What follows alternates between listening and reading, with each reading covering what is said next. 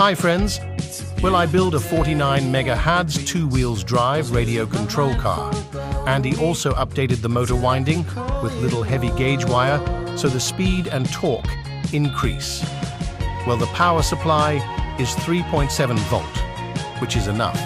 Well, I still didn't install the wheels because I don't have proper size for this RC car.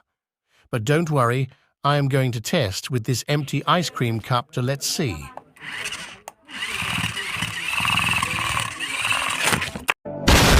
Oh my god. Don't worry, I fix it.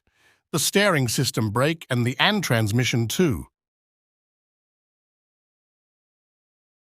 Well, I glue all those toilet pipe piece into a ugly-looking thin called toilet pipe. Steering system. Oh my god. And please subscribe me so that I can disturb you again.